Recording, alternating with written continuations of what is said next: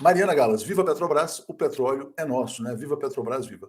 Petrobras, gente, é o centro da história brasileira no que diz respeito ao desenvolvimento. Né? O Brasil ficou para trás no século XIX, na comparação com os Estados Unidos, basicamente porque eles tinham energia e o Brasil não tinha. Né? O Brasil era uma fazenda naquele período. Aí, se a gente olha para o século XX, a luta pelo petróleo, o papel do Monteiro Lobato, né? Vou até botar aqui a carta que o Monteiro Lobato escreveu para o Getúlio Vargas, no ano de 1935, uma carta chamada A Questão do Petróleo. Doutor Getúlio Vargas, essa vai acompanhando uma exposição confidencial sobre o caso do petróleo no Brasil e um plano prático para a solução do problema. 13 de janeiro de 1935. Nada tiramos ainda do nosso subsolo, cujas riquezas ocultas devem ser imensas, têm de ser imensas.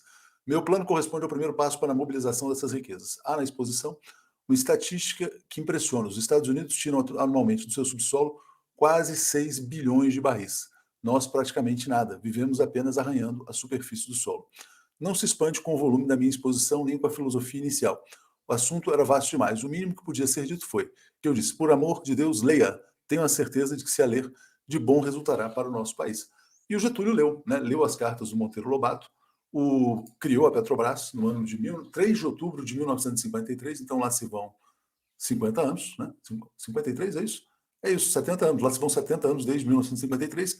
E como o Brasil se lançou num plano para a exploração do petróleo, as forças internacionais se reuniram, se mobilizaram, junto com os traidores nacionais, e levaram o Getúlio ao suicídio. Por quê? Porque não interessava ao Império que o Brasil se desenvolvesse naquele período. Depois a gente viveu vários momentos da Petrobras, um período de grande desenvolvimento no governo Geisel, não apenas do petróleo, mas também da petroquímica.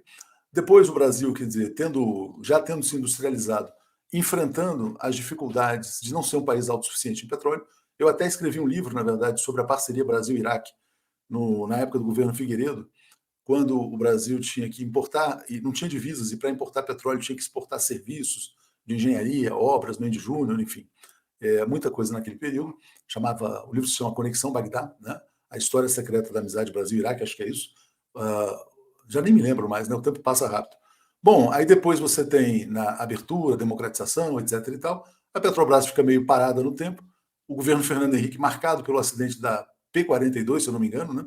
Sem grandes investimentos, muito longe da autossuficiência, e aquele momento vexatório em que o Henri Philippe Reichstug, que era o presidente da Petrobras naquele período, queria transformar a Petrobras em Petrobrax, botar um X para ela ser mais apetitosa para o mercado internacional. Né? Eles queriam fatiar a Petrobras exatamente como Pedro Parente conseguiu fazer anos depois no golpe de Estado do governo Michel Temer. Me lembro que quando eu era bem pequeno, né, e começava a ler jornal, você tinha aquelas colunas de uma página inteira do Roberto Campos, avô desse Roberto Campos Neto, e ele falava muito na Petrossauro, o Brasil não pode, a Petrossauro era um atraso para o país, aquela coisa toda. E isso mobilizava muita gente, né? Quer dizer, como se a Petrobras fosse um problema. Né? O entreguismo vem de longe no Brasil.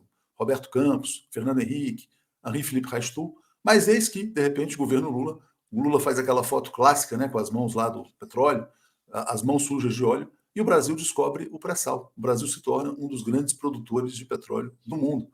Depois, na sequência, aliás, a ministra de Minas e Energia do Lula era a Dilma Rousseff. Na sequência do governo Lula, a Dilma implanta um modelo de partilha na exploração do petróleo e os recursos do pré-sal seriam usados para financiar saúde e educação. O Império olhou e falou, não, peraí, aí já está demais, né? O Brasil agora, quer dizer, com tudo que tem, com todas essas riquezas, virando uma potência petrolífera, não dá. Operação Lava Jato, foco central na Petrobras, né? E aí, tudo que a gente viu depois, a destruição da economia brasileira, 5, 6 milhões de empregos perdidos, o golpe de Estado de 2016, a ascensão de um regime neofascista e a criminosa política de dividendos da Petrobras, que sugava recursos da sociedade brasileira, alimentando os especuladores. Né?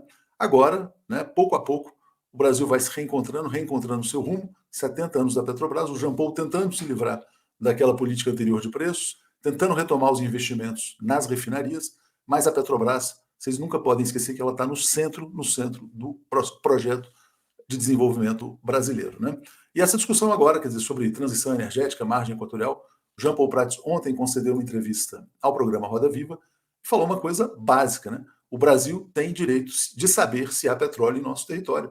Né? Essa é uma fase exploratória. É óbvio que a Petrobras tem que ter o direito de explorar o seu petróleo e de saber se tem petróleo. Aliás, petróleo que já está sendo explorado na Guiana pelas multinacionais. Né? A grande causa nacional. Né? Sem dúvida, foi um momento glorioso da história do Brasil, uma grande mobilização popular, nacionalista, que orgulha todas as gerações de brasileiros que vieram posteriormente.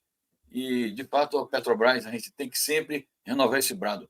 A Petrobras é nossa, o petróleo é nosso, e é inadmissível qualquer manobra no sentido de enfraquecer essa empresa e, pior ainda, de aliená-la aos interesses estrangeiros.